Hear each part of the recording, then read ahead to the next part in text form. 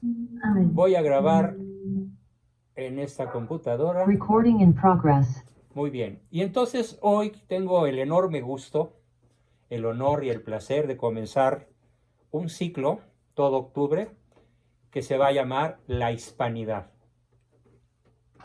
Ya ven que pues se celebra el 12 de octubre, el Día de la Raza, así se llamó durante muchos años, hasta que después pues ya hasta la estatua de Colón quitaron, ¿no?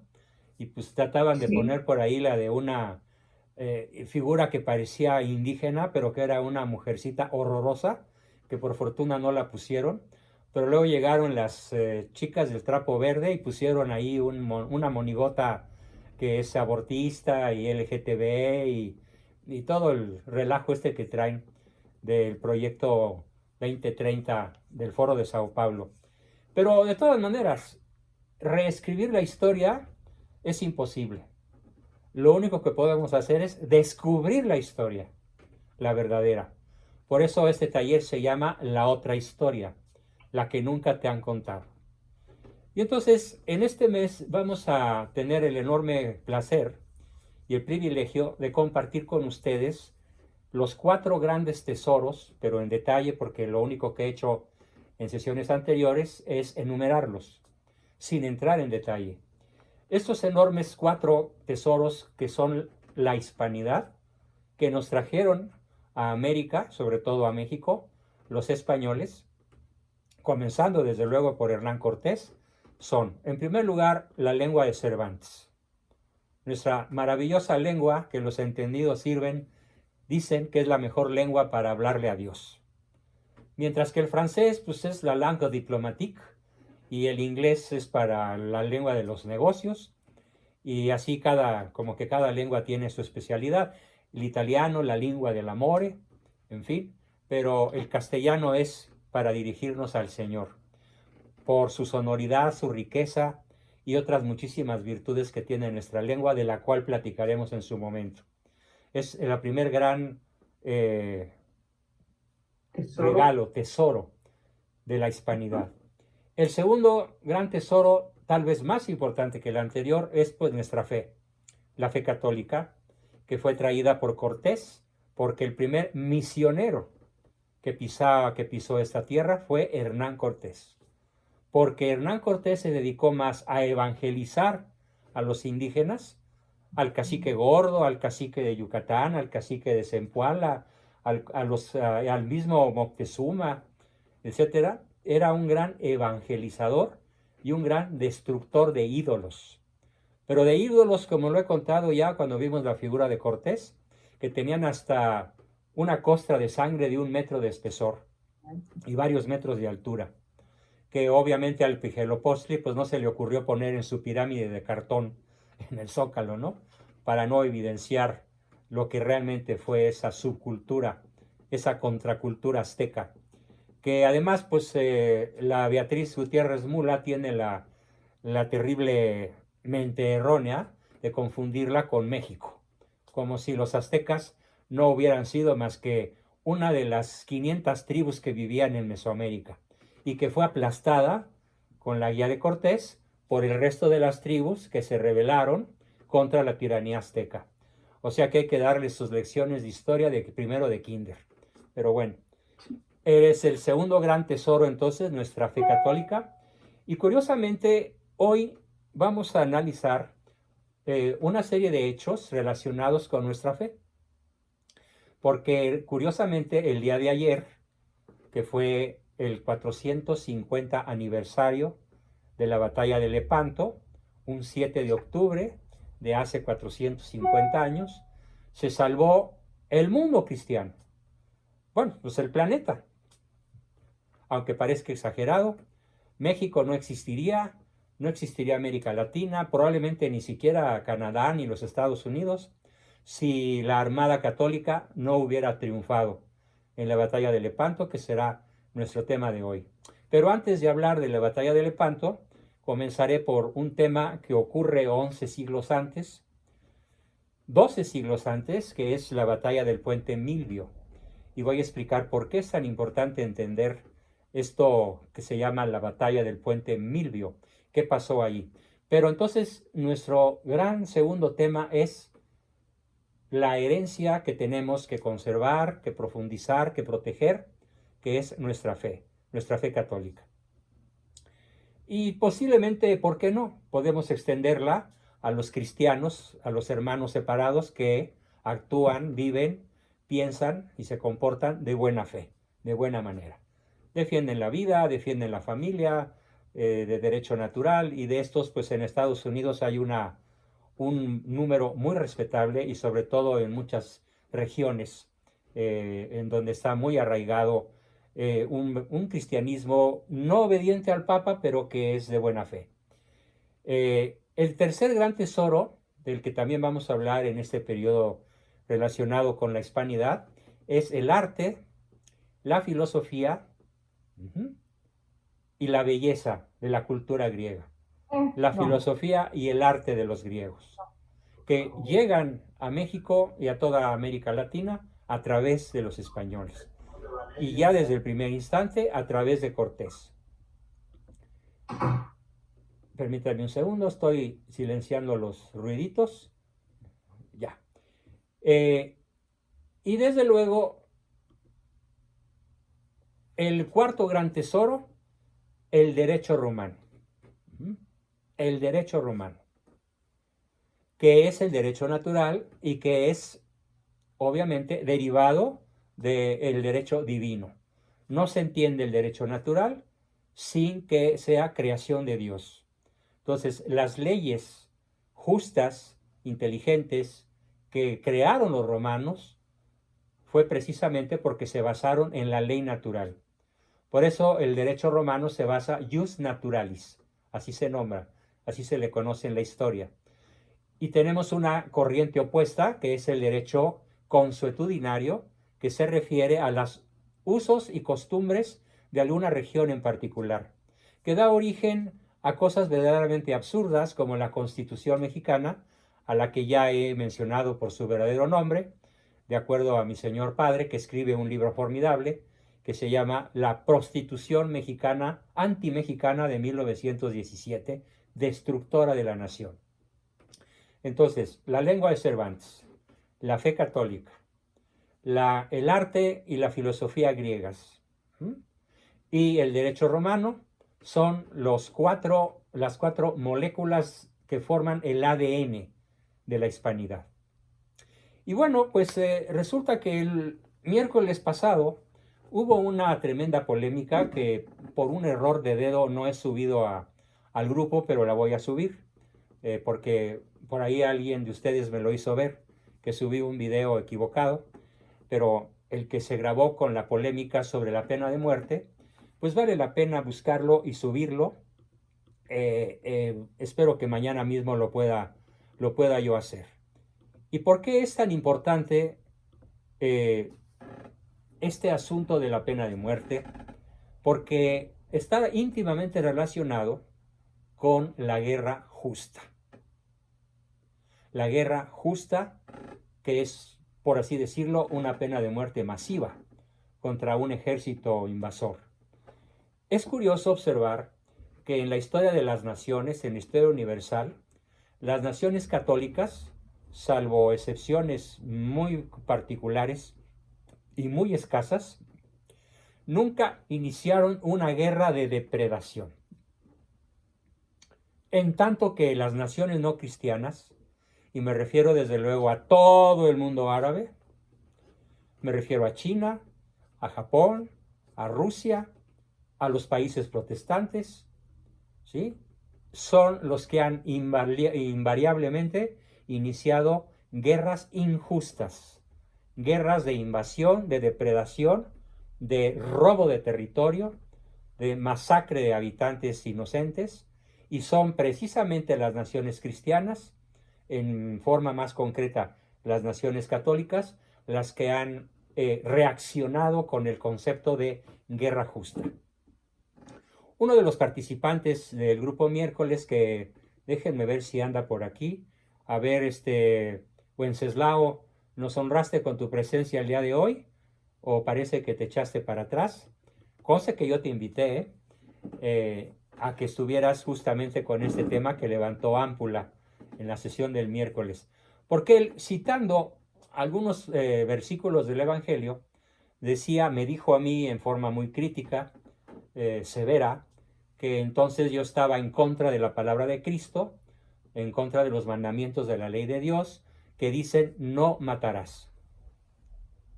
Y es cierto, no matarás, el quinto mandamiento, no matarás.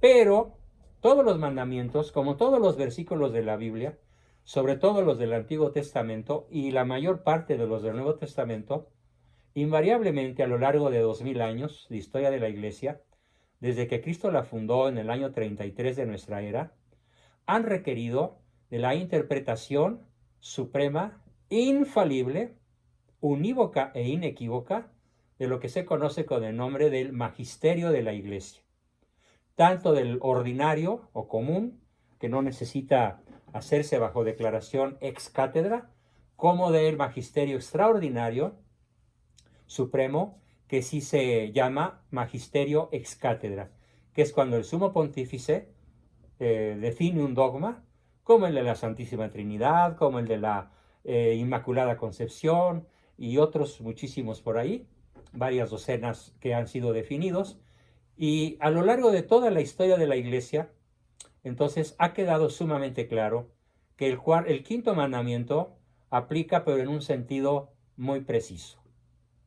No matarás al justo, no matarás al inocente, no matarás al que no se puede defender, no matarás a una víctima por quitarle su propiedad, su vida, sus riquezas, su honor o su libertad. Y esto fue precisamente el motivo de la polémica con nuestro buen amigo Wenceslao, y gran parte de lo que hoy voy a explicar dentro del mes de la Hispanidad, pues es apasionante porque nos va a aclarar cosas formidables con relación a ese tema que fue muy controvertido.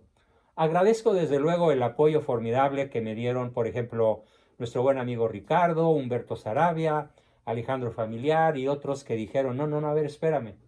Dice Cristo en el huerto de los olivos cuando es tomado preso por los romanos y por el traidor Judas, el que a hierro mata, a hierro muere. Bien, y otros muchos versículos que citaron por ahí de manera muy apropiada, pero que hoy como historiador, más que como especialista en Biblia, como historiador, voy a comenzar por narrarles, y a ver, hago la pregunta al grupo a ver si alguien la sabe, ¿cuándo empezó una era de la historia del universo, de la historia universal, que se llama la era de la cristiandad? ¿En qué año y en qué momento comienza? ¿Y en qué año y en qué momento termina? ¿Alguien lo sabe? 313 hasta 1789. Correcto, Carlos, te damos un vigoroso aplauso, pero ahora ya que abriste la lengua, pues dime en qué momento empieza y quién la decreta. Sería lo que es Constantino al declarar legal el cristianismo. Correcto. No religión de Estado, porque la religión de Estado con el cristianismo fue Teodosio. Ahora, terminó como era hasta 1789 con la Revolución Francesa, con la demolición de la separación de la iglesia y de la fe de la vida pública. Más que separación, la sujeción de la iglesia al Estado. Es lo que empieza en la Revolución Francesa.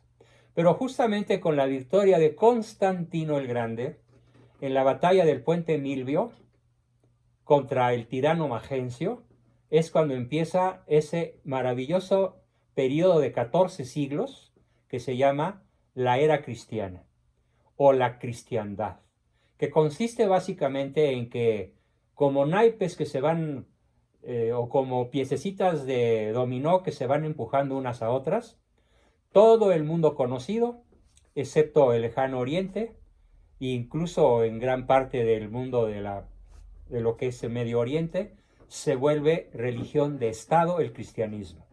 Sobre todo con el Sacro Imperio Romano Germánico y los reyes católicos de multitud de naciones. Y los príncipes cristianos o católicos que en gran medida, muchísimos de ellos, alcanzaron brillantísimamente la categoría de ser elevados a los altares, es decir, canonizados. San Enrique de Inglaterra, San Eduardo, Santa Isabel de Hungría, San Fernando de España, San Estanislao de, si mal no recuerdo, de Polonia o de Hungría. En fin, la lista es larga, la voy a buscar, por ahí la tengo y se les voy a proporcionar. Pero el arranque de la era cristiana o de la cristiandad tiene su punto de comienzo en una batalla que se llama la batalla del puente Milvio, M-I-L-B-chica-I-O, Milvio, que es uno de tantos puentes que tiene el río Tíber en su transcurso por la ciudad de Roma. De hecho, actualmente existe ese puente, el puente Milvio. Y en ese puente, alrededor del puente, en una batalla de muchas hectáreas cubiertas por los ejércitos de ambos lados, tiene lugar la primera victoria en nombre de Cristo. Cuenta la historia que este conflicto se desató en el verano del año 312 y es justamente en octubre, del 25 al 28 de octubre. Qué curioso, estamos en el mes de octubre celebrando multitud de fechas, ocurrida del 25 al 28 de octubre de 312 entre los emperadores romanos Constantino I y Magencio. Constantino ganó la batalla, pero ¿cómo la ganó? Bueno, pues él, camino al enfrentarse al ejército del dictador Magencio, que además era un comedor, asesino, perseguidor de cristianos, mientras que Constantino ya había decretado la libertad de los cristianos para ejercer su culto sin ser perseguidos, como había sido durante casi 300 años. Al ir a encontrarse con Magencio frente a frente en los dos ejércitos, levantó su vista al cielo, instigado por su esposa, y vio un enorme letrero pintado en blanco, con nubes, como esos dibujos que ahora hacen los aviones a propulsión a chorro, que dibujan estelas de colores, banderas, palabras, etcétera, que decía en latín: in hoc signum vincis. In hoc, con H, signum vincis. Con este signo vencerás. Y al lado de este letrero gigantesco, que pudo ver todo el ejército, había una cruz, una enorme cruz, que se conoce con el nombre de la Cruz de Constantino. Y además, instigado todavía por su esposa, que ya era cristiana, ya se había bautizado, ordenó Constantino cambiar las águilas romanas de los pendones que tenían en la punta de cada pendón. Imagínense un ejército, cada soldado lleva una lanza, en la punta de la lanza un pendón y un águila, el águila romana, que después vamos a encontrar en multitud de escudos nacionales, lo mismo que de Alemania, que de Hungría, que de Inglaterra y ahora de México, ¿no? Entonces cambia los signos del águila por cruces. ¿Por qué? Porque con este signo vencerás. Y enfrenta a Magencio, que tenía un ejército varias veces superior en número, en armamento, en crueldad, en determinación de victoria, y lo vence en una batalla que duró 25, 26, 27 y 28 de octubre. Entonces, ¿cómo comienza la era de la cristiandad? Con una victoria militar que encabeza Cristo Rey. Literalmente. Así que por si todavía a nuestro buen amigo Wenceslao le queda la duda de cuándo se puede matar a una persona, es en legítima defensa. ¿Por qué? ¿Cómo se legitima la batalla del puente Milvio? Porque Constantino quería, al igual que la mayoría del pueblo ya romano, en 3 siglos, los mártires habían sembrado de cristianos todo el territorio romano. Y Magencio tenía la voluntad de acabar con los cristianos, por odio a Cristo y a su doctrina. Y Constantino tenía la voluntad, la excelente voluntad, basada además en el derecho natural, en el derecho romano, ius naturalis, de que los cristianos gozaran de absoluta libertad en el ejercicio de su culto, tanto privado como familiar, como público, y notorio en sus iglesias, sus catacumbas o donde quiera que hubiera cristianos. Así que fue una batalla de un depredador, Magencio, contra un defensor de la vida, de la libertad de creencia, de la libertad natural de todo ser humano, para vivir de acuerdo con sus convicciones, su fe y sus costumbres. Y pues, in hoc signum vincis, la batalla fue ganada en nombre de la cruz. Así empieza la cristiandad. Así que para que cualquiera que diga que cuando yo predico la defensa justa, la guerra justa o la legítima defensa, estoy contraviniendo el quinto mandamiento de la ley de Dios, pues le digo, pues fíjate que no. No solamente no lo estoy contraviniendo, no lo estoy echando por tierra, no lo estoy pisoteando, lo estoy interpretando con algo que se llama epikeia. Epikeia. ¿Qué quiere decir epikeia? Apréndanselo, por favor, es un término hermosísimo. Es una virtud que entra dentro del terreno de la justicia. La epikeia es una virtud que apoya la virtud macro, cardinal de la justicia. Y se define de esta forma. Fíjense, apartarse de la letra escrita de la ley sin romper su espíritu. Entonces, cuando se dice, tienes derecho a defender tu vida tomando la vida del agresor, si no tienes otra manera de defender tu vida, ahí está la epikeia. La letra dice, no matarás, pero ¿cuál es el espíritu de la ley? No matarás al justo, no matarás al inocente. Por ejemplo, en el caso de México, sobre todo, pues estamos, la nación, el gobierno y tal vez más de la mitad de los pobladores de este país están a favor del aborto, en proporción 57-43. He visto las estadísticas y esto es aterrador. Allí sí hay un asesinato y es el peor asesinato posible. Como lo dice la Madre Teresa, el aborto es la principal amenaza contra la paz.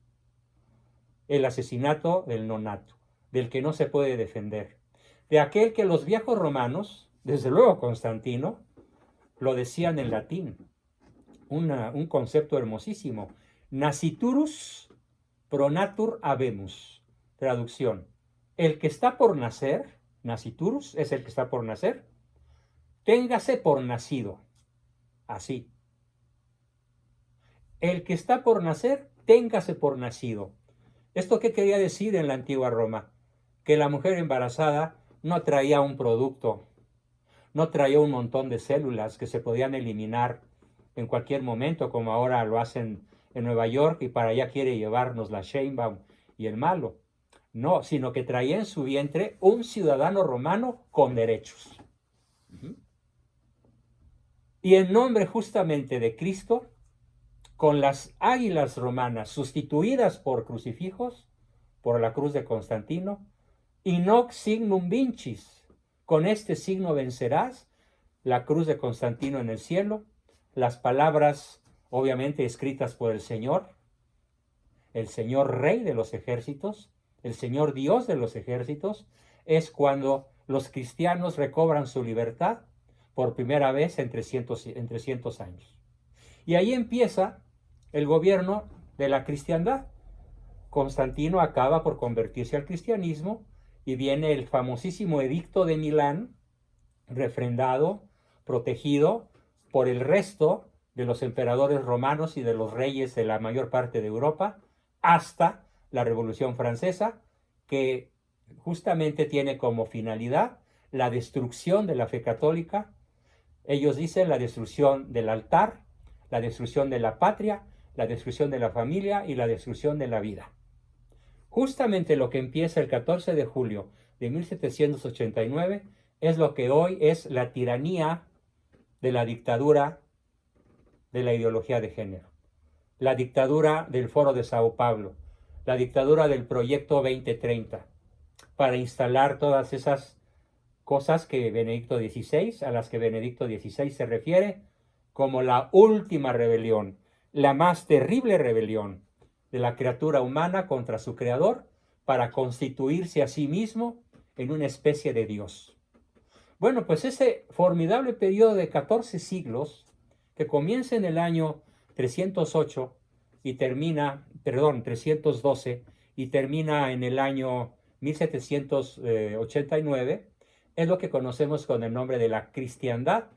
Y lo que quiero resaltar, sobre todo para los que fueron escépticos o contrarios al derecho a la guerra justa y el derecho a la legítima defensa, y el derecho a la pena de muerte, que es derecho a la legítima defensa por parte del Estado para defender a sus ciudadanos inocentes de los criminales que por ahí andan sueltos, matando en este caso a 100 mexicanos diarios en promedio.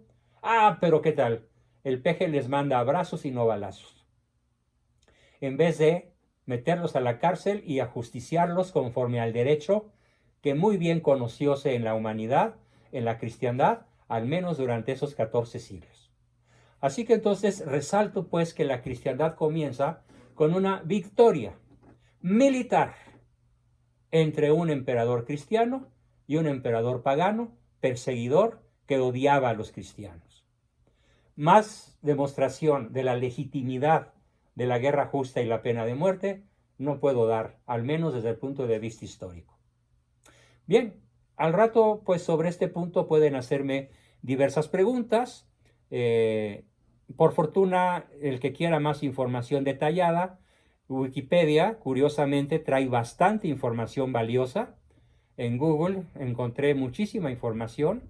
Entren a su navegador Google, pongan Batalla del Puente Milvio, o pongan Constantino I, o la batalla de Magencio contra Constantino, y van a encontrar páginas y páginas de información verdaderamente interesantísima. En resumidas cuentas, la cristiandad empieza pues en el plano militar, e inmediatamente en el plano político, e inmediatamente en el plano de las libertades fundamentales del Imperio Romano, que se extendió a todo el mundo conocido, y que fue justamente lo que España trajo a América, y particularmente a México. Por esa razón, Cortés declaró la guerra al canibalismo, a la antropofagia, a los sacrificios humanos, a la guerra florida, depredadora que los aztecas hacían, exclusivamente para engordar a los prisioneros, comérselos y sacrificarlos. Así que resulta verdaderamente patético que la Beatriz Gutiérrez Mula esté proclamando que los españoles que llegaron vinieron a esclavizarnos, a robarnos, a masacrarnos y a robarse las riquezas de los mexicanos, cuando los mexicanos ni siquiera existíamos, porque apenas el primer mexicano estaba en el vientre de la Malinche y se llamaba Martín Cortés, o ya tenía unos mesecitos de nacido. México no existía, pues. ¿Cómo comienza México? Con una guerra justa, que da como resultado, como lo dicen Vasconcelos, Carlos Alvear Acevedo, José Fuentes Mares, Salvador Abascal y todos los historiadores no alineados, comienza con la liberación de los indígenas sometidos al yugo depredador de los aztecas, en nombre de Cristo. Ahí tenemos dos argumentos formidables. Pero por si fuera poco, resulta que ahora, en este mes de octubre, tenemos otra celebración formidable, que es la batalla de Lepanto. ¿Qué les tengo que platicar sobre la batalla de Lepanto? Bueno, pues hay un artículo que les recomiendo, de hecho, por ahí ya lo mandé a algunos grupos. Si alguien no lo tiene, por favor, mándeme un mensaje para compartírselo, pero hasta donde mi memoria no me falla, está tanto en varios, como en lunes, como en miércoles. Pero si alguien no tiene acceso porque haya sido un error mío de memoria, le doy un clic y se los hago llegar. El artículo se llama, está escrito por la hermana María de la Sagesse Sequeiros. María de la Sagesse quiere decir María de la Sabiduría. Sagesse es sabiduría en francés. María de la Sagesse Sequeiros, no Siqueiros, como el soquete este que pintarrajea muros con monigotes espantosos, igual que Diego Rivera. No, Sequeiros con E. Es una formidable historiadora que nos cuenta en su artículo Lepanto, entre la vergüenza y la gloria. ¿Por qué entre la vergüenza y la gloria? Bueno, pues ahorita que les cuente van a entender con mucha facilidad por qué ella narra o describe esta batalla con este título tan atractivo. Lepanto entre la vergüenza y la gloria. Bueno, primero hay que platicar del Islam. ¿Qué es el Islam? El Islam, traducido al español, por si alguien no lo conoce, se traduce como esclavo de Alá. Islam significa esclavo de Alá. Y el Islam, a ver, les voy a poner un ejemplo. ¿Cuál sería el principal dogma de fe en el mundo católico? Bueno, pues digamos que la Santísima Trinidad. Dios es uno y trino. Dogma que no destruye la inteligencia humana, pero que sí la supera. Porque cuando Santo Tomás de Aquino intentaba comprender el misterio de la Santísima Trinidad, paseándose por una playa, se le apareció un chamaquito de 8 o 10 años que hacía un hoyito en la arena y con una conchita corría a la orilla del mar y echaba agua en el hoyito. Y el santo le preguntó que qué hacía. Y el niñito le contestó que quería meter todo el agua del mar en aquel hoyito hecho en la arena. Y el santo se rió de él y pues a lo mejor le dijo estúpido o débil mental o algo. Y el niñito le contestó, pues más estúpido eres tú que pretendes meter en tu cabeza el dogma de la Santísima Trinidad.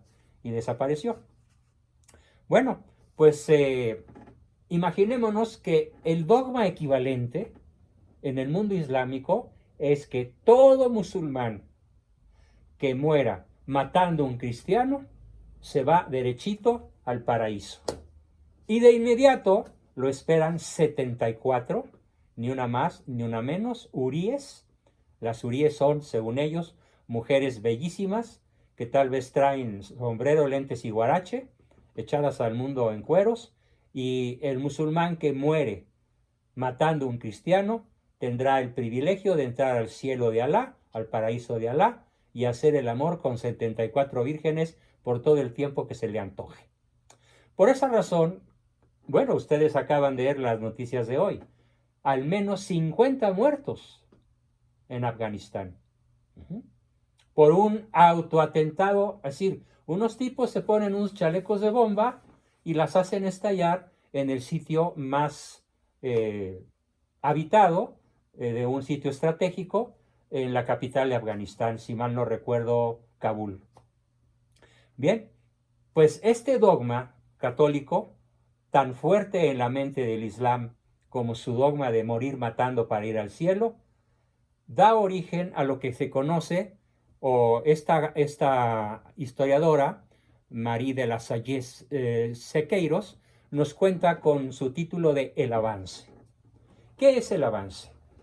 Para obviar un poquito de tiempo, les platicaré que el avance, podríamos decir que a mediados del siglo XV, o sea, por allá de 1453, cuando cae Constantinopla, y ya no se llama a partir de ese momento Constantinopla, sino Estambul, hoy capital de Turquía, y cae en poder de los turcos la enorme y maravillosa Basílica de Santa Sofía, convertida hoy en una mezquita, desde hace 5 siglos.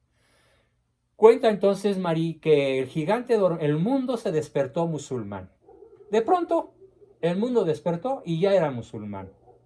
El gigante dormido del Islam se levantó en el terrible imperio otomano y comenzó a devastar África, Asia y Europa Central, llegando hasta las puertas mismas de Occidente. El avance musulmán fue tan rápido e inesperado que ni los papas ni los reyes cristianos, que ya eran mayoría en Europa, reaccionaron a tiempo contra el enemigo común, como antaño lo habían hecho en la época de las cruzadas. Las cruzadas habían terminado 300 años antes. En 1453, pues, lo acabo de decir, Mohammed II se apoderó de la capital del cristiano imperio romano de Oriente, Constantinopla, hoy Estambul, transformando la Basílica de Santa Sofía en gran mezquita, lo que volvió a ser Erdogan, el presidente turco, en el año 2020, hace un año. Y curiosamente, el 7 de octubre. tómala, cristiandad, para que aprendas. Yo creo que eso fue lo que dijo el presidente turco en su cabeza. 10 años después de la toma de Constantinopla, hoy Estambul, capital de Turquía, cayeron Bulgaria, enterita Bulgaria, cayó Serbia, enterita, cayó la capital de Yugoslavia, Belgrado, y cayó Croacia. O sea, todos los Balcanes cayeron en poder de los turcos. Al mismo tiempo, la ola turca avanzó sobre Grecia, asegurándose la isla de Eubea, Atenas y todo el Peloponeso. Todo lo que había sido el mundo griego se volvió un mundo turco. Y claro, la población fue esclavizada, masacrada y enviada en galeras como galeotes esclavos a Argelia, a Turquía, a todo el norte de África. Pero ojo con lo que les voy a contar yo, que no cuenta Marie de la Salles. La costumbre principal de los turcos era empalar cristianos. ¿Alguien sabe en qué consiste la tortura turca y musulmana de empalar cristianos? ¿Alguien lo sabe? Un palo en el trasero. Meter un palo por el trasero Pero, y ir avanzando poco a poco hasta que alcance la boca. exactamente, ese es el empalamiento. Lo más terrible del asunto es que el cristiano empalado no se moría rápido, porque el palo entraba por el intestino, llegaba hasta la boca, pero no causaba una hemorragia tan intensa y tan rápida que pudiera morirse en cuestión de minutos o de horas. Cuenta el gran novelista Emilio Salgari en muchas de sus obras que se relacionan con el Islam, que había cristianos empalados que ya tenían un mes sin morirse, con el palo metido desde el ano hasta la boca. Y además clavado en tierra, para que el cristiano no pudiera correr, ni moverse, ni escapar. Ese es el enemigo al cual se enfrentó la cristiandad. Díganme si no era necesario hacer una guerra justa. Para librarse, calcula que en el momento de más éxito del poder turco sobre Europa, había 1 millón de prisioneros cristianos que tenían como destino ser remeros en las galeras de guerra de los turcos o empalados en enormes e interminables campos de concentración, sobre todo en Turquía y en el norte de lo que hoy es Argelia y la costa de África, que abarca desde Orán, cerquitita de España, hasta 1500 kilómetros a la derecha, hasta Egipto y hasta lo que hoy sería Siria e Irak. O sea, un imperio monstruoso, todo lleno de cristianos empalados, o esclavos, o muertos y asesinados, o metidos en las galeras de guerra. A su vez, los otomanos conquistaron a los mamelucos de Egipto en 1517 y se adueñaron de Túnez y de Argel, haciendo que los turcos moderados, se volviesen más fanáticos que antes. Así avanzaron sobre Palestina, la actual Palestina, donde está Tel Aviv, donde está Israel, y Arabia, donde está Dubái, donde están los Emiratos Árabes Unidos, lo que es propiamente el Reino de Arabia, y hoy pues la principal zona turística y petrolera del mundo, sobre todo Dubái. 2 años después de conquistar Egipto, se lanzaron contra el corazón de Europa Central, contra Belgrado, una hermosísima ciudad que estuvo, bueno, en lo que antes se llamaba Yugoslavia, que luego de varios intentos cayó bajo el poder otomano. Lo mismo pasó en multitud de islas en el Mediterráneo. La isla de Rodas, a pesar de la heroica resistencia de los caballeros de San Juan. Para 1526 tenemos instalados a los turcos en Budapest, capital de Hungría. Imagínense. Previo asesinato del rey Luis de Hungría, cayeron Rumania, Albania y Calabria. La parte norte de Italia cayó también en poder de los turcos. La parte sur, Calabria está en el sur, y fueron totalmente arrasadas. Y también atacaron las ciudades francesas, extraordinarias ciudades francesas, de Niza y de Toulon. Le siguieron las islas mediterráneas de Córcega, Elba y Menorca. Pero ojo, a los que no se llevaban prisioneros para las galeras de guerra, que eran miles, o para empalarlos en los campos de concentración y de muerte, los degollaban, literalmente los degollaban. La espada turca no es recta como la espada cristiana. La espada turca es una cimitarra que tiene una ondulación mucho más pesada en la punta que en la empuñadura, y estrictamente fue diseñada por los amos de la guerra, por los señores de la guerra, para degollar de un solo golpe. Una espada católica, una espada cristiana no puede degollar. Una cimitarra turca, sí. La espada católica se usa para dar estocadas, es decir, para herir directamente en línea recta. Y la cimitarra turca se usa para degollar o cercenar brazos y piernas o destripar al adversario. Hay que entender entonces a qué enemigo se enfrentaba Europa. El broche de oro fue la caída de Chipre, la isla de Chipre, bastión católico desde la época de las Cruzadas, que se rindió en el año 1570 con una espantosa matanza. Se puede decir que en Chipre no quedó un solo cristiano vivo. Tampoco se salvó el mar Adriático. Desde la isla de Corfú hasta Venecia se multiplicaron las incursiones islamitas y comenzó a peligrar, ojo, la misma ciudad de Roma. Roma estuvo a punto de caer en manos del Islam. En poco más de un siglo, la cristiandad había quedado reducida a una especie de cantón en Europa. Un pequeño barrio europeo que daba de la enorme cristiandad que había sido el imperio, el Sacro Romano Imperio de Occidente y el imperio casi invencible que llegó a ser Roma, en poder de los turcos. Hay que entender bien de qué tamaño era el adversario. Peor todavía, para los cristianos capturados, los otomanos, el Imperio Otomano, así se llaman los turcos, crearon varios inmensos campos de concentración y tráfico de esclavos a Túnez y a Argel, donde se llegó a tener más de 1 millón de cautivos. En aquella época, los prisioneros eran obligados a remar como galeotes bajo las órdenes del sultán. Y cuando su cuerpo extenuado no podía más, una cimitarra, ya expliqué lo que es una cimitarra, les cortaba la cabeza y sus despojos eran arrojados al mar. Otros cautivos de mayor categoría se convertían en preciados rehenes del chantaje turco, pidiendo por su liberación exorbitantes sumas de dinero y vendiéndolos como esclavos a otras tribus o cofrades en diferentes partes del planeta.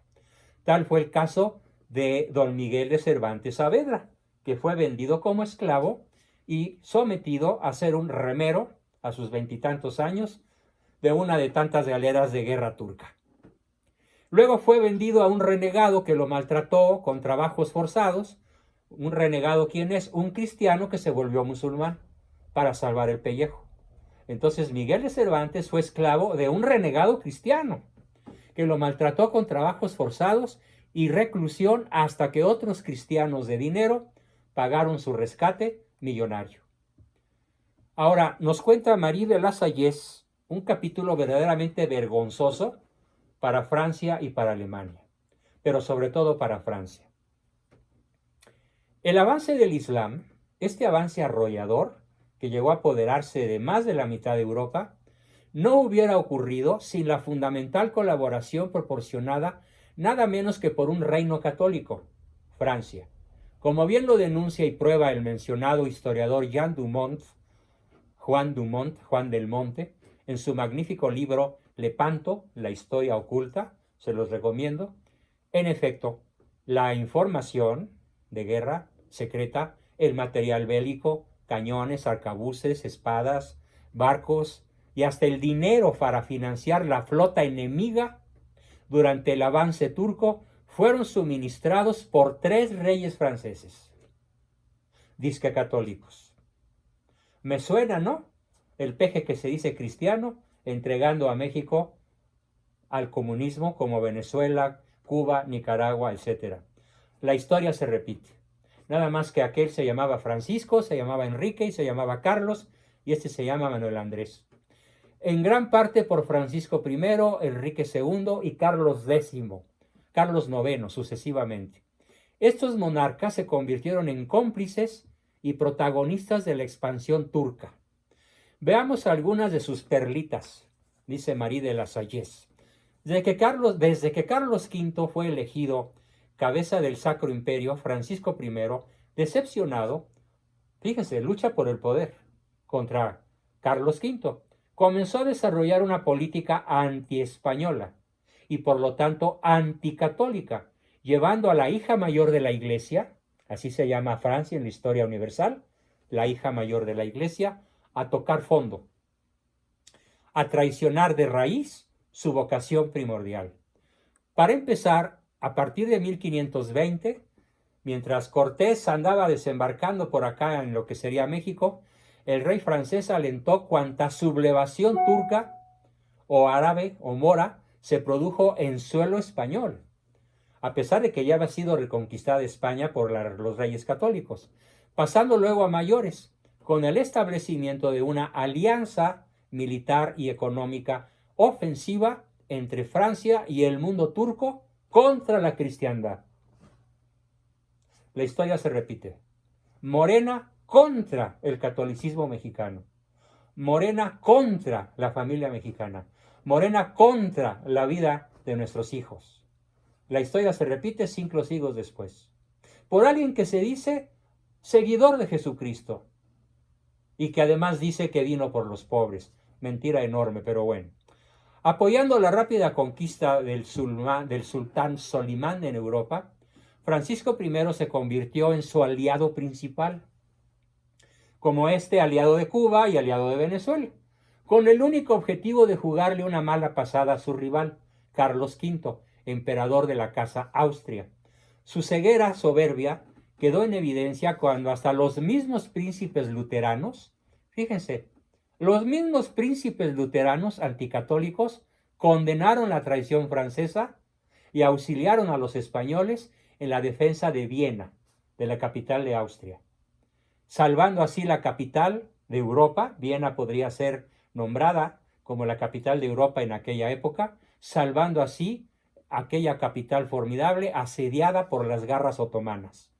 No obstante, los alemanes no vacilarían luego en unirse al Islam contra el catolicismo. También Alemania traicionó al mundo católico. También los reyes y los príncipes alemanes se arrepintieron de haber salvado a Viena y se volvieron aliado de Francia y aliado del turco. Así que vayan calculando la magnitud del formidable adversario. Pero además el estilo de guerra depredadora del Islam. Obviamente injustificada a todas luces, brutal, salvaje, tipo azteca para que me entiendan. ¿Sí? Porque aunque allá no se comían el corazón, pues los empalaban y los mataban cuando ya no les servían de esclavos o de remeros. En 1535, Carlos V organizó una cruzada para rescatar a los cautivos de la ciudad de Túnez, en el norte de África, en lo que es hoy el reino de Túnez, plaza fuerte de Barbarroja, almirante de Solimán. Al llamado del emperador concurrieron los ejércitos pontificios, el rey de Portugal, los caballeros de Malta, y hasta Francisco I dio su palabra, pero se rajó, se echó para atrás. Aunque nada más recibió la confidencia de la batalla que quería librar Carlos V, inmediatamente fue con el capitán, con el sultán berberisco musulmán, para echar de cabeza el plan católico. Y a pesar de la traición del rey de Francia, Carlos V tuvo un éxito militar enorme y logró liberar más de 20,000 prisioneros cristianos. Lamentablemente, no solo el poder político, sino también el poder eclesiástico, también la iglesia traicionó a la propia iglesia. Lo mismo que acontece en México. Los obispos calladitos se ven más bonitos, según ellos. ¿Dónde está la contundencia para guerrear contra el aborto antes de su legalización? No después. No el 3 de octubre. Varios años antes. No ha ocurrido. Bueno, pues esto que ocurrió en Europa sigue ocurriendo ahora en México. Los turcos consiguieron la complicidad de varios obispos galicanos, como fue el conocido caso de Monseñor Pelissier de Montpellier, una ciudad francesa, quien se desvivió por complacer al sultán. Así, mientras Carlos V, emperador de España, planeaba una nueva irrupción en Argel para liberar más cautivos, los agentes secretos de Francisco I, especialmente el obispo Pelissier, mantuvieron informado a Barbarroja de todos los movimientos de la flota española. De la manera más vil, obispos católicos traicionaron a su iglesia y a sus países. Así que el ataque español fracasó, y los cristianos que iba a liberar Carlos V debieron continuar sufriendo su calvario gracias a un prelado traidor, a un obispo traidor, que si bien había sido destituido por Roma, se mantenía en el puesto con el apoyo del rey francés. Como si todo esto fuera poco, en 1543, Solimán el Magnífico, así se llamaba, Solimán el Magnífico, escribía a su gran amigo Francisco I, rey de Francia: te he concedido mi temible flota de guerra, equipada con todo lo necesario. He ordenado a Barbarroja, mi Capudán Pachá, almirante en jefe, Capudán Pachá en turco, que escuche tus instrucciones. Fíjense, el gran Pachá turco dándole al rey francés la orden de seguir las instrucciones del invasor.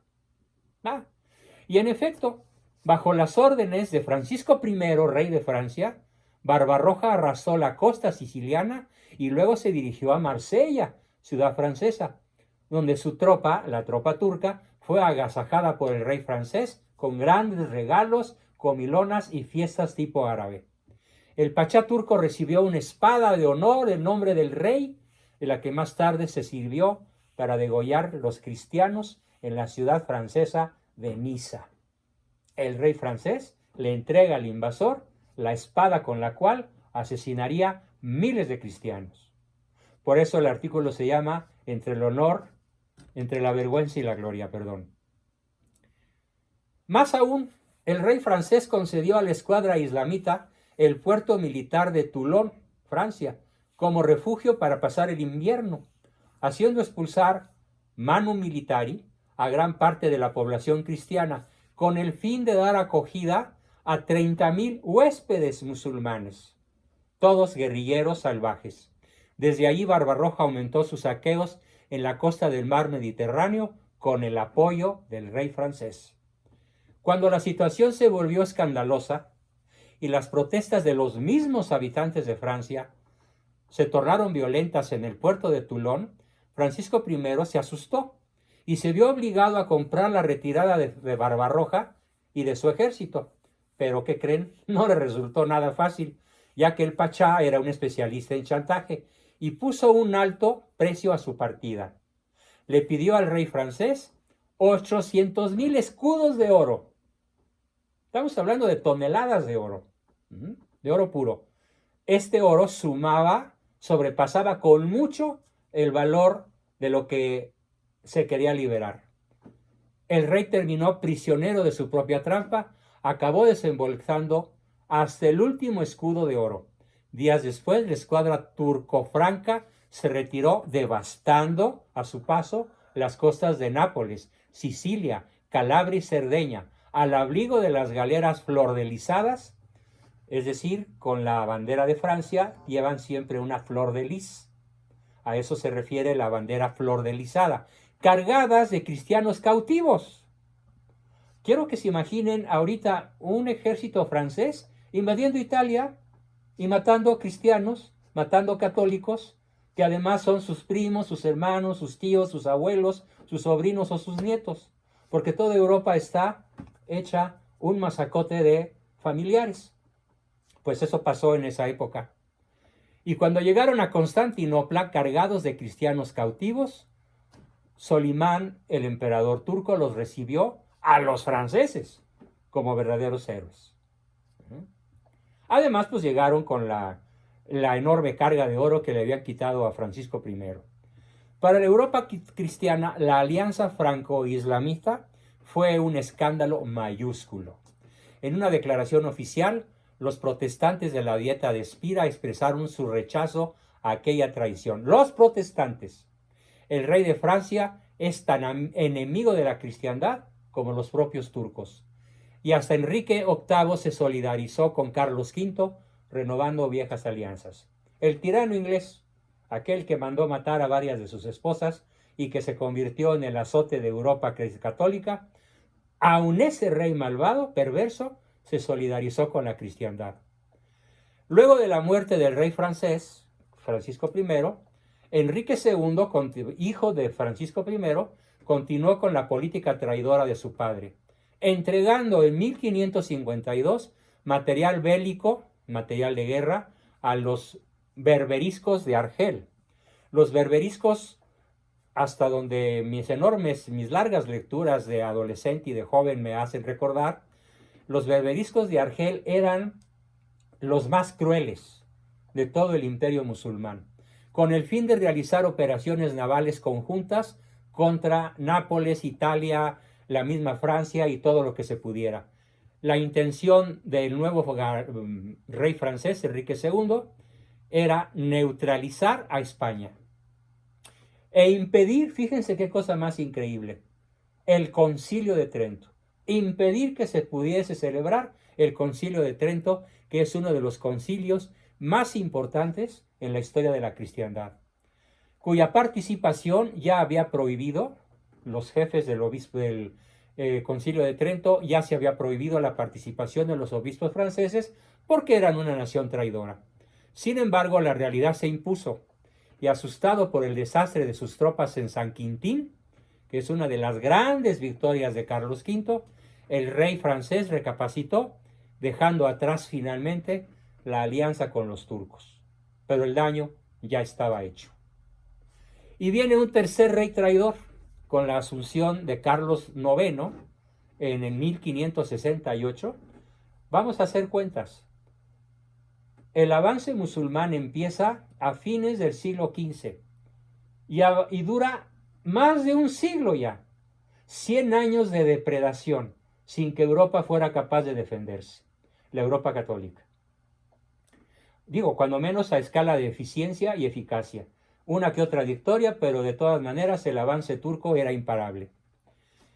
En este marco de derrota tras derrota fue enviado a Constantinopla el obispo de Dax, Monseñor Noailles, se escribe, para tratar con el sultán Selim II, quien llegó a firmar un acuerdo franco-turco, ojo, para atacar el alma de la cristiandad, Roma. Aunque la ofensiva no llegó a consumarse, el rey francés se dio el gusto de humillar a San Pío V, a San Pío V, el Papa, enviándole como embajador al traidor Noailles, a pesar de haber sido desposeído de su investidura y declarado herético notorio por el Santo Padre. Como bien apunta el historiador Dumont, el turquismo y el galicalismo protestante siempre fueron consubstanciales en su odio contra el catolicismo, cristalizado en el contubernio de Francia y el Islam y con la complicidad de numerosos príncipes protestantes. Este es el enemigo al cual se va a enfrentar la Liga Católica. Así que estamos hablando que desde el punto de vista cristiano, la batalla desde el punto de vista católico, Europa se juega su vida al formar lo que se llama, en el nombre de la historia, la Liga Católica, la Santa Liga Católica, que tenía un estandarte, un crucifijo y la Virgen, una Virgen especial que después se llamaría, por la decisión de San Pío V, llamarse la Virgen del Rosario. Por eso, en la batalla de Lepanto se entroniza a la Santísima Virgen como la victoriosa en la batalla de Lepanto, que probablemente en esta sesión no alcancemos a narrar porque es extraordinariamente interesante. Antes de concluir y empezar con sus preguntas, en Occidente se preparaba el ejército de los santos y la nube de las oraciones, como dice bellamente el historiador Brodel. San Pío V había hecho un llamamiento a la cruzada en 1570 para formar la Liga Santa contra el turco. Así que le tengo que decir a nuestro buen amigo Wenceslao y todos los que piensan que estamos atacando el quinto mandamiento, que el Papa San Pío V es el líder intelectual, no militar, por supuesto, pero es el líder intelectual y financiero de la Santa Alianza que culminaría en la victoria de Lepanto. San Pío V había hecho pues un llamamiento a la cruzada para formar una liga santa contra el turco invasor, depredador y asesino. Ante todo, el Papa dirigió una súplica in extremis al rey de España, Felipe II, el gran emperador Felipe II. De ti, en primer lugar, muy querido Hijo de Cristo, imploramos la ayuda y el auxilio. Tu madre, la Santa Iglesia, se postra ante ti gimiendo y llorando para que salves a Europa del turco.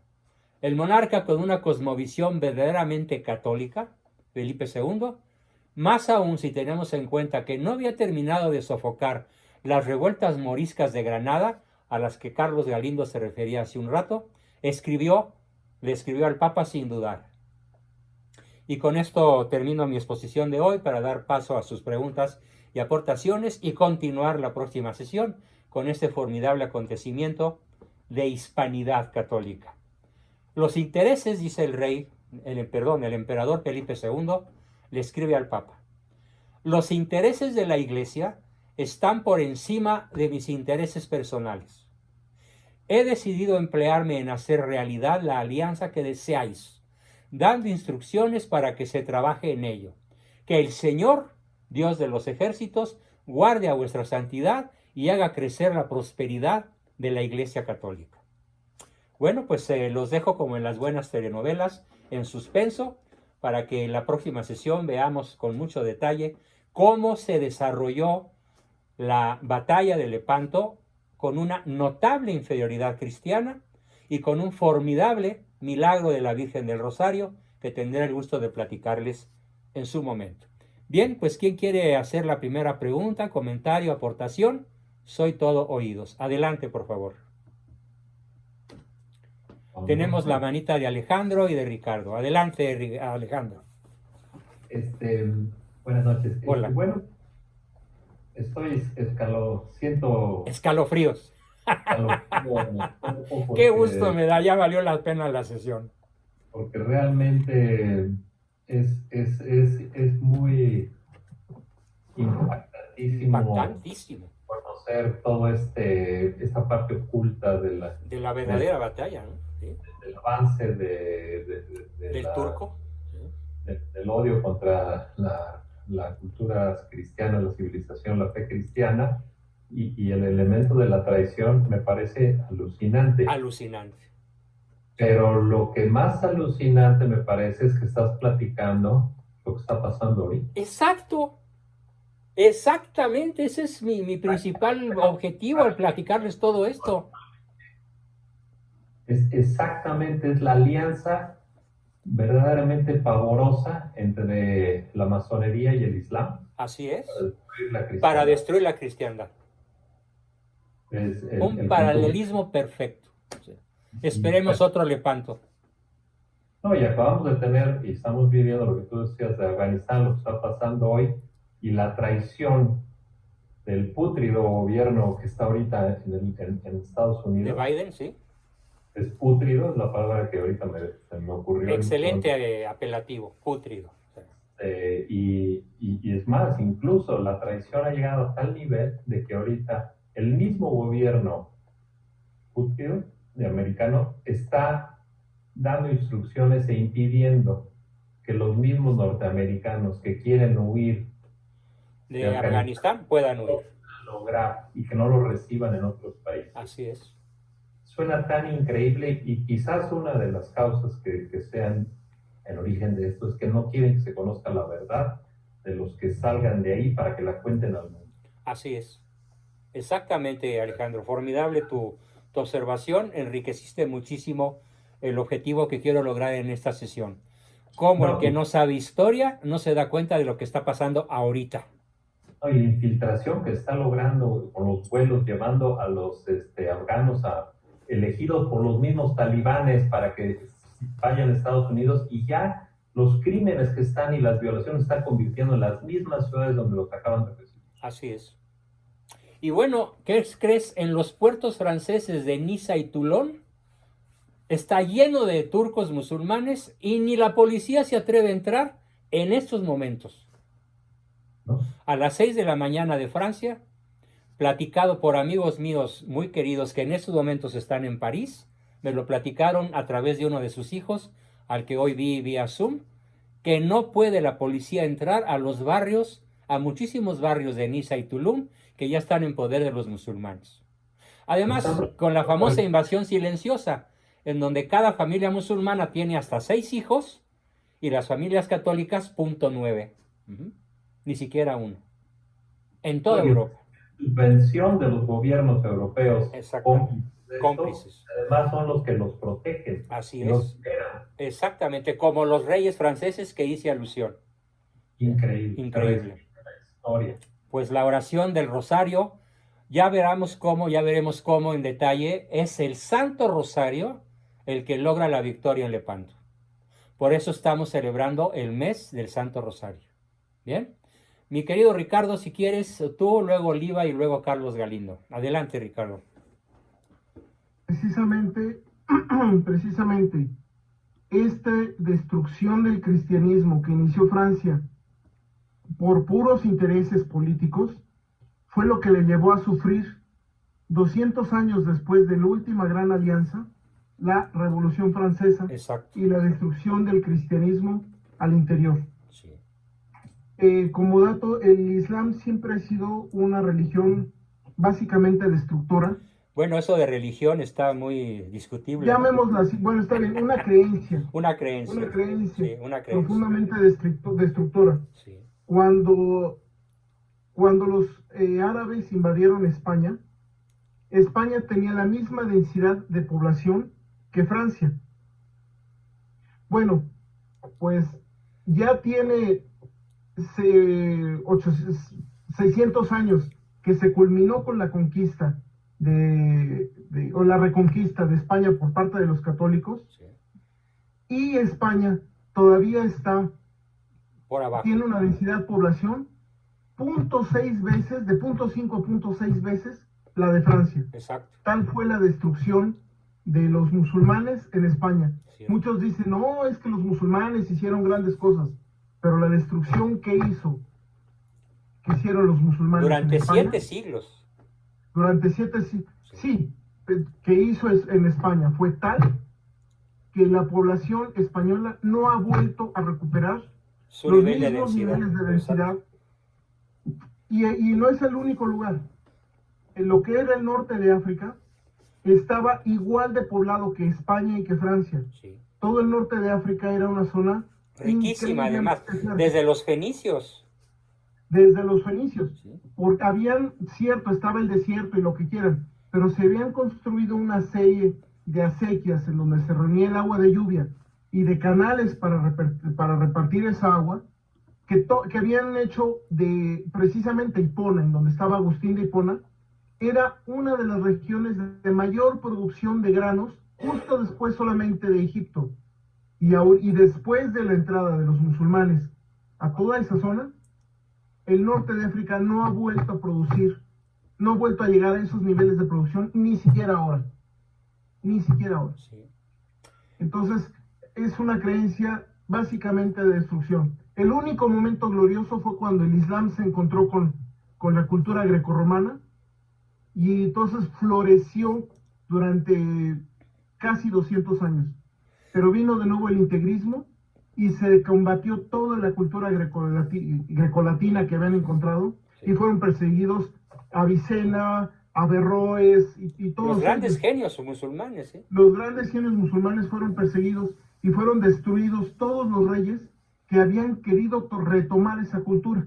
Así es. Y desde entonces el Islam no ha producido absolutamente nada. Ningún beneficio para la humanidad, como lo dice el Papa Ratzinger en su discurso en Ratisbona. ¿Acaso el Islam ha producido algo bueno? Y se le tiraron a la yugular al Papa. Nada más esos 2 primeros siglos, en donde se encontraron con la cultura grecolatina, produjeron. Después de eso, llevan cerca de 1100 1.500 años, 1.600 Desde años, el 600 de no producir nada. absolutamente nada. Cierto. Sí. Un poco de poesía, eso es todo, porque hay que reconocerlo, tienen buena poesía. Sí. Hay que reconocerlo. Bueno. Pero ni nada especial. No, por O sea, supuesto. sí son buenos poetas, hasta ahí. Fuera Bien. de eso, no han producido nada. Más que guerras, depredación, asesinatos, invasiones y pérdida poblacional notabilísima en muchas regiones del planeta. Quiero leer, comentando, Ricardo nos regala unos versículos que vale la pena que todos escuchen. Génesis 9:6. El que derramare sangre de hombre, por el hombre su sangre será derramada. Apocalipsis 13:10. Si alguno mata a espada debe ser muerto. Otro, Éxodo 21:12-14. El que hiere a alguien causándole la muerte, morirá irremisiblemente. Pero si él no lo premeditó, sino que Dios permitió que cayera en sus manos, entonces yo le pondré en el lugar en el cual ha de huir. Pero si alguno se acalora contra su prójimo y lo mata con alevosía, le quitarás de mi altar para que muera. Otra, Levítico 24:17-21. Asimismo, el hombre que hiere de muerte a cualquier persona, morirá irremisiblemente. El que mate a un animal lo restituirá, pero el que mate a un hombre morirá. Y otra participación de Lourdes Macías que dice: emplead vuestro poder en hacer justicias mucho cumplidas, que matando pocas vidas corrompidas, todo el reino a mi creer salvaréis de parecer. Fray Íñigo de Mendoza. La legítima defensa nos la aporta Jorge Cantú para todos. La legítima defensa de las personas y de las sociedades no es una excepción de la prohibición de la muerte del inocente que constituye el homicidio voluntario. La acción de defenderse puede entrañar un doble efecto. El uno es la conservación de la propia vida, el otro la muerte del agresor. Santo Tomás de Aquino en su Suma Teológica 2.2, capítulo 64a, número 7. Nada impide que un solo acto tenga dos efectos, de los que uno solo es querido, sin embargo el otro está más allá de la intención. Santo Tomás de Aquino, Suma Teológica. Formidable aportación de varias personas para pues la defensa de la tesis que implica en gran medida este coloquio de esta noche. Bien, tenemos a Oliva, por favor, te escuchamos con mucho gusto, mi querida Oliva. ¿Qué nos tienes que decir? Sí, profesor, buenas noches, compañeros. Profesor, tengo un inquietud para la guerra de Lepanto. Sí, la batalla. Religiosa. La batalla. La batalla, perdón. En esa ocasión había, sabemos que es una imagen de la Virgen María, pero estaba la imagen de Nuestra Señora de Guadalupe. Así es, en el mástil de la galera principal estaba la imagen de la Virgen de Guadalupe. Sí, pero también a lo que me refiero, también estaba la imagen de María Auxiliadora. Ciertamente, pero finalmente el Papa se decantó por una imagen de la Virgen a la que él denominó la Virgen del Rosario, porque como lo vamos a ver, como lo vamos a ver en detalle la próxima vez, San Pío V declaró que la victoria católica se debió al rezo del Santo Rosario de toda la cristiandad. Entonces, estaban, como quien dice, varias imágenes. La Señora de la Victoria, Nuestra Señora de Guadalupe, María Auxiliadora, Nuestra Señora del Rosario, por mencionar 4 ahorita de momento. Correcto. Pero obviamente sabemos que es una sola. Claro, es una sola con diferentes advocaciones, se llama advocación. Sí. Entonces, de allí, cuando estaba María Auxiliadora, la imagen, también más tarde, bueno, como que se opacó un poco la imagen, o no tuvo tanto auge la imagen de María Auxiliadora, y más tarde con Juan Bosco fue que resurgió. En Italia con San Juan Bosco, claro. Sí, claro, por esa razón del pueblo que funda mi padre en Baja California Sur, en el desierto, se llama María Auxiliadora en honor a la Virgen a la cual San Juan Bosco tenía especial devoción. Y yo por eso me llamo Juan Bosco, porque nací ahí. ¿Sí? Pues enhorabuena, pero también hay que resaltar el aspecto religioso, que gracias a que todos los soldados se confesaron, hicieron penitencia. Pero no te me adelantes, porque eso es materia de la próxima charla. Espérame, no me quites la narrativa. Porque eso hay que verlo con mucho detalle, porque es una idea que se le ocurre a don Juan de Austria, mi tocayo.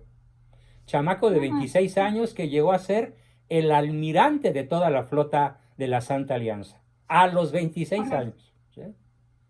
Ya lo veremos con mucho detalle. Gracias, Oliva. Carlos, ¿algo más que quieras añadir? No, eso es todo, gracias. Gracias, Oliva.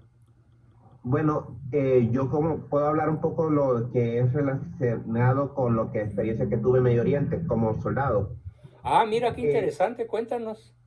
Mire, lo que pasa es esto, todo el tiempo nos atacaban, pero cuando hablé con alguno de ellos en el bazar, les dice que adoramos el mismo Dios. Desde ese momento, a la noche siguiente, solo había la mitad de los ataques. Caray, pues qué impresionante, ¿no? Qué increíble. Porque es la forma de calmarlos. Ahora, voy a hablar de algo que es actual. No es casualidad que en las escuelas estén presionando a la ideología de género y al aborto, porque es la forma con lo cual la masonería se ha comprometido a reducir a aquellos jóvenes y nuevas generaciones que se le van a confrontar con el Islam. Porque esta gente ha estado apoyando a escondidas todas las inmigraciones musulmanas. Incluso ha pedido que en las universidades estadounidenses la tolerancia al Islam, pero lo que no te dicen es que el Islam es súper intolerante contra todos los temas que no sean ellos. Muy cierto. Sí, ellos predican la tolerancia, pero no la aplican en su propio mundo, ¿no? Sino al contrario, la peor de las intolerancias. Y no lo van a hacer. Y el problema es que ahorita ya me estoy fijando para dónde se están apuntando ahora las pistolas, que es, primero fue Europa. Europa va a reaccionar, pero va a ser una reacción de tipo heroica. Dios te oiga. Pero ahora donde están apuntando las balas es América Latina. Claro. Porque en primer lugar, el problema va a ser que ahorita no es fuerte la inmigración musulmana, porque nadie quiere ir a un país pobre, pero es cuestión de tiempo hasta que empiecen a presionar fuertemente a la presencia de inmigración musulmana fuerte, con el apoyo de los gobiernos comunistas. Eso es lo que va a suceder. Y al mismo tiempo, presionando la Agenda 2030. Bien, cierto. Correctísimo. Pues gracias por tu aportación, Carlos, y qué experiencia tan interesante, qué argumento tan poderoso les diste para que bajaran los ataques a la mitad, como dices, ¿no? Muy bien, ¿quién más quiere preguntar, aportar, decir cómo se siente? A ver, manita de Lourdes Méndez, adelante, Lulú, y luego Alicia Chávez. Prende tu micrófono.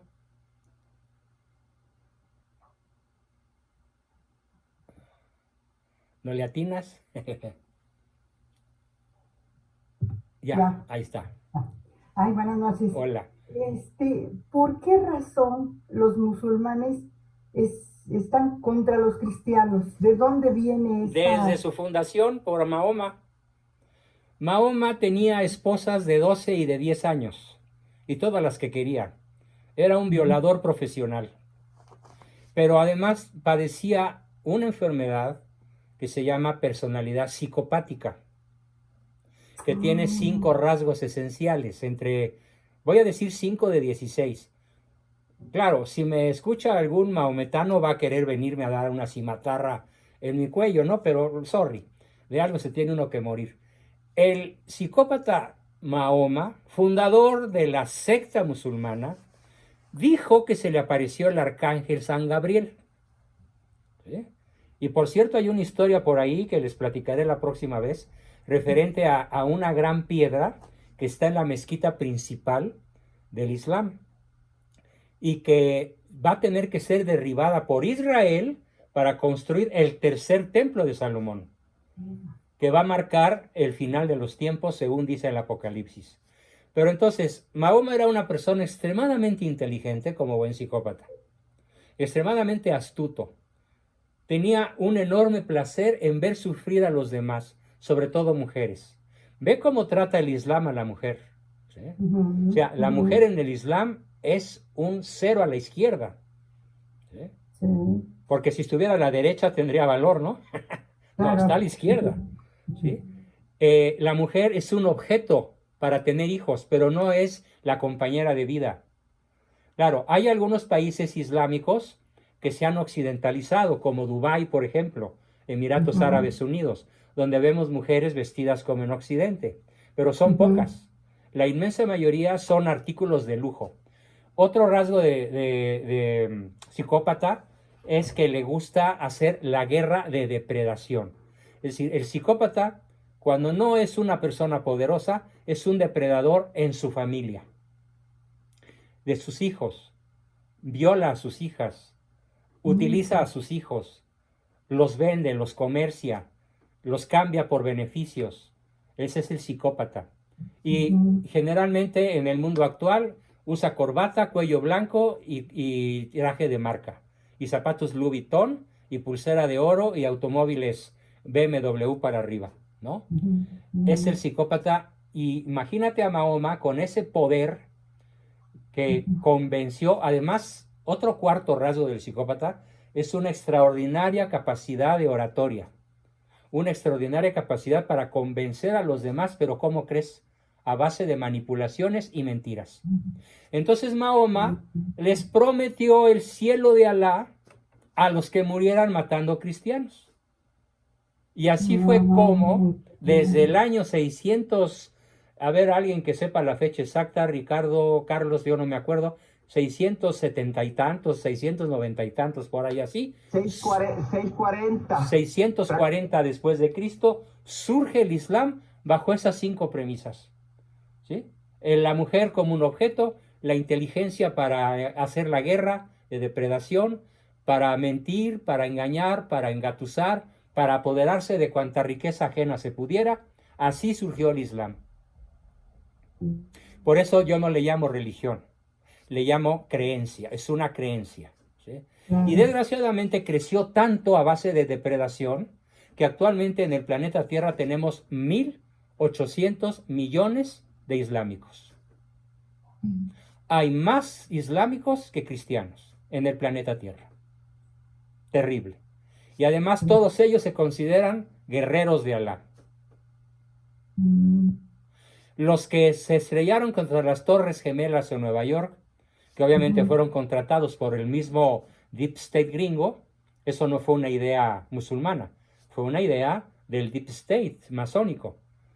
A ellos, a los que se estrellaron en los aviones, sus mamás les habían puesto al cuello la medalla de Alá con una llave para entrar derechitos al paraíso después de matar a los cristianos que estaban en las Torres Gemelas. Curiosamente, en las Torres Gemelas no murió ni un solo judío, porque todos estaban advertidos de lo que iba a suceder. Entonces, hay una terrible alianza que hacía resaltar nuestro buen amigo Alejandro Familiar entre la masonería, el sionismo y el Islam. El Islam es hoy el arma principal de destrucción masiva contra la cultura cristiana occidental, en la cual estamos nosotros. ¿Sí? Terrorífico. Está horrible. Y entonces, ¿cuál es nuestra principal arma?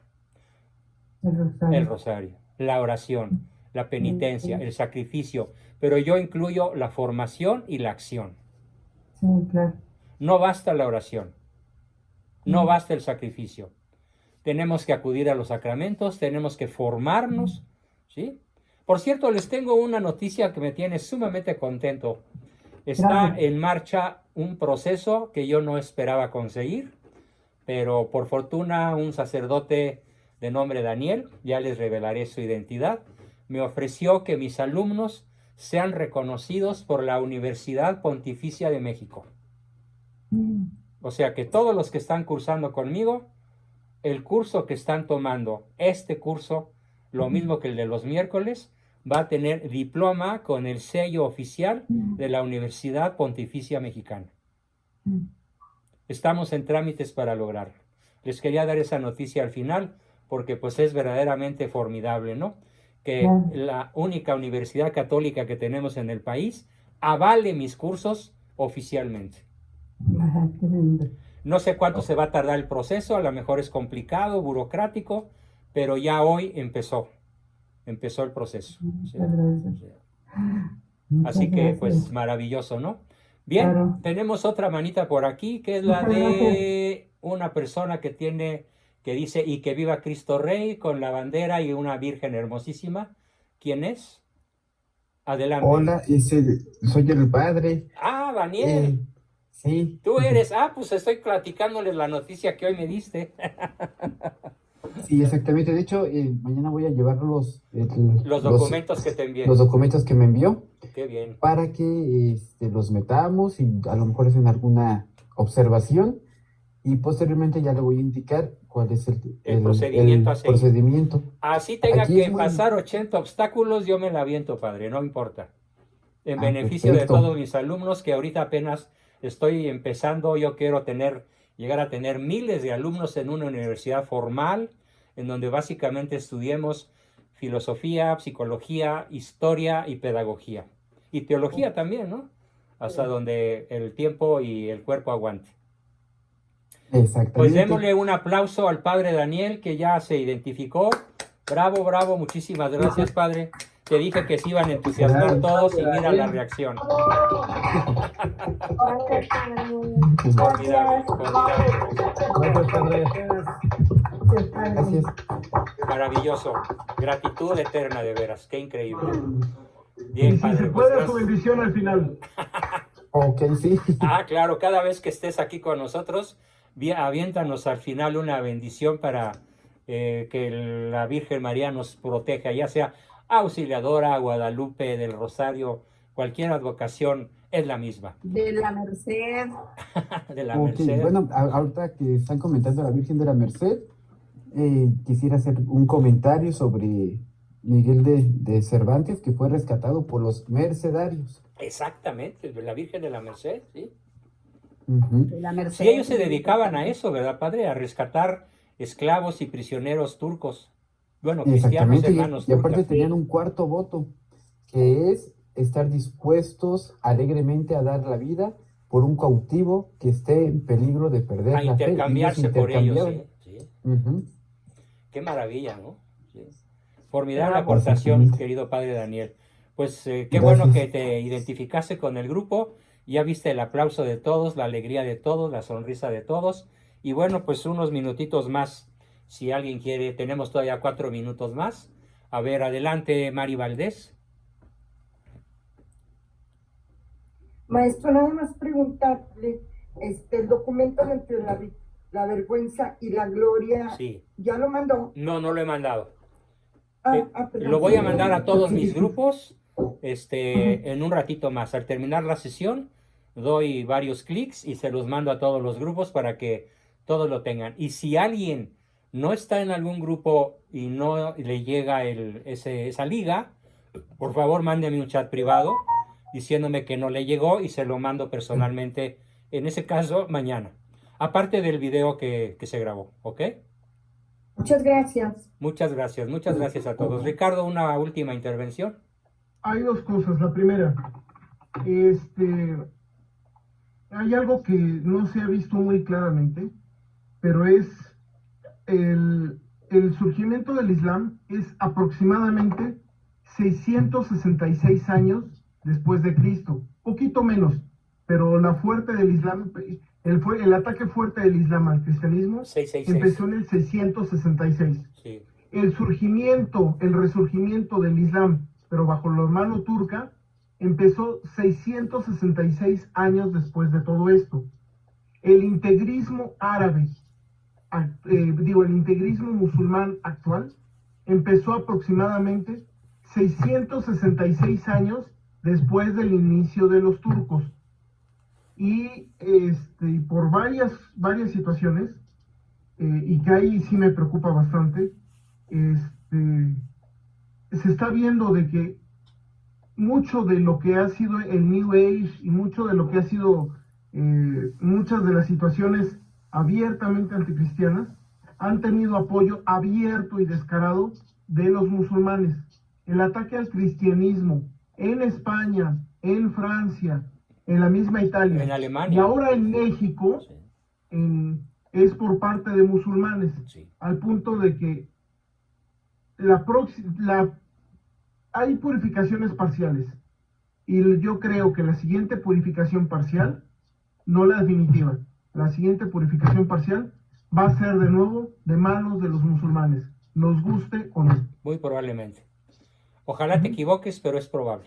Ujú. Sí. Bien. Y finalmente, una última. Perdón, Ricardo. No, y lo que me preocupa es, vean lo que está sucediendo en Dubái con el templo de las religiones unidas. Investíguenlo en Google, no me crean a mí. Investíguenlo en Google. ¿Qué pasa El en templo Dubái de las con el templo de las El religiones templo de las unidas? religiones unidas. Ajá. Ahora, Y Ricardo, eso a mí me preocupa muchísimo, Bien. pero muchísimo. Y el problema es que ahí está metido también gente de la Iglesia Católica, o bueno, de la jerarquía Como el rey eclesiástica. francés y los obispos que lo apoyaron. Exactamente. Entonces, investiguenlo en Google, no me crean a mí, a ver qué es lo que les parece.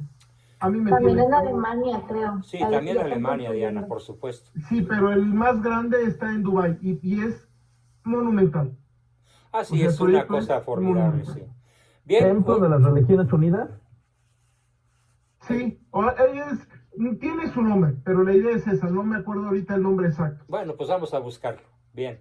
Ay, pero ya no tengamos miedo, ya mejor mucho A como rosariazos, ¿no? rosariazos, ¿eh? Como dice San Juan Pablo II, no temáis, ¿sí? Pues sí. No temáis, hombres de poca fe, pues que no estoy yo aquí.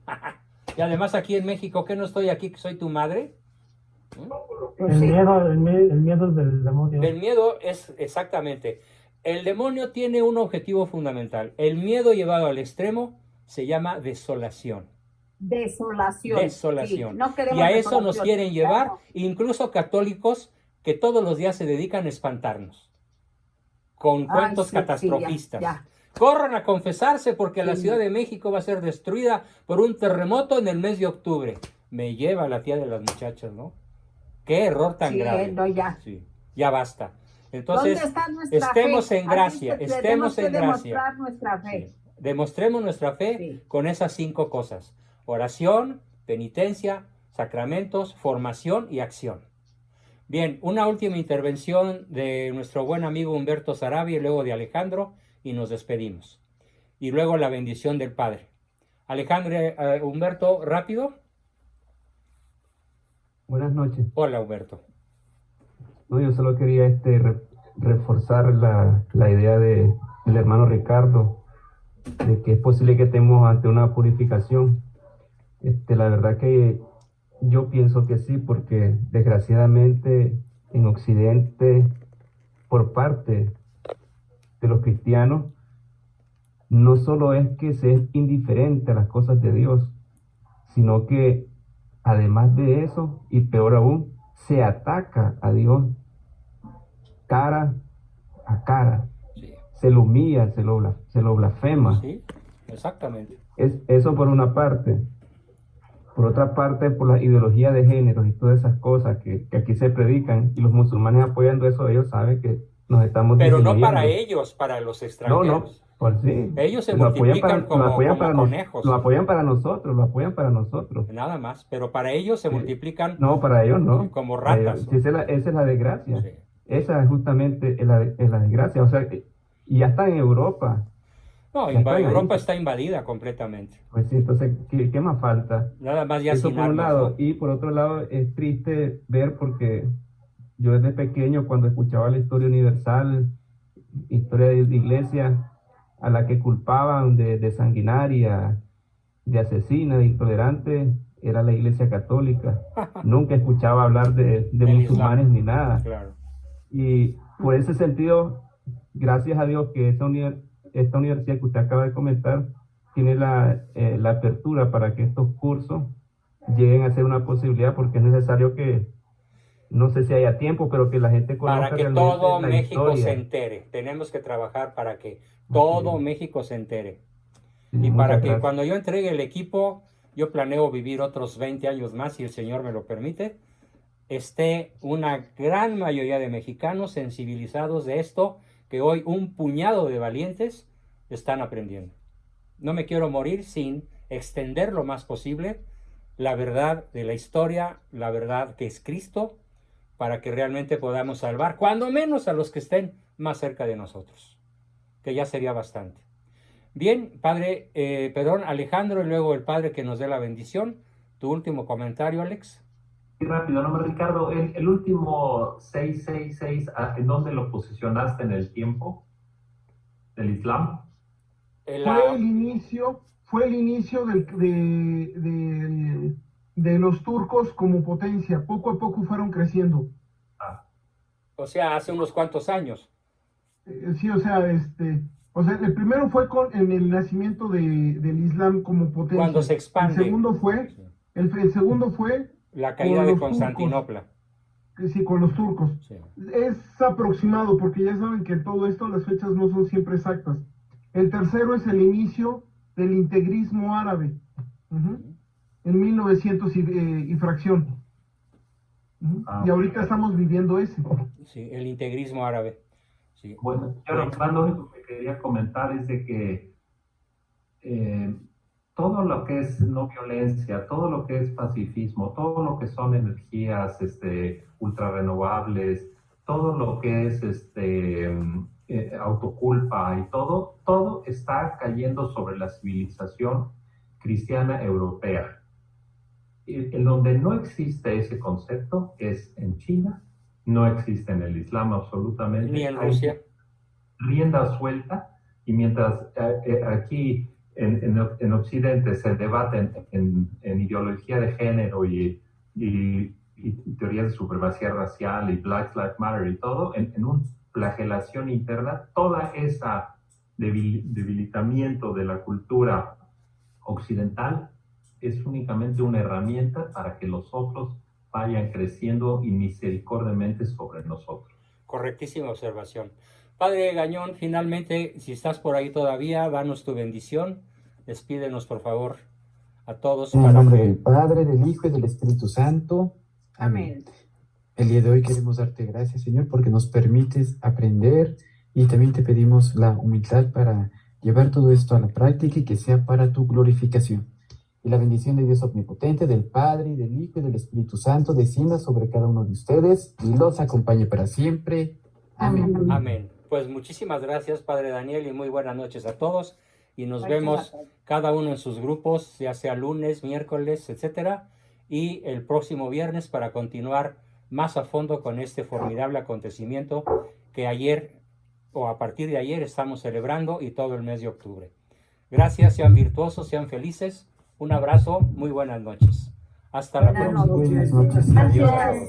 Y ahorita subo la liga para todos los grupos. Gracias. Gracias a todos. Gracias. Gracias, hasta luego. Les recuerdo sus cuotas de octubre, por favor. No me fallen. Hay muchos atrasaditos por ahí. Gracias. Gracias. Por ahí, Grimaldo.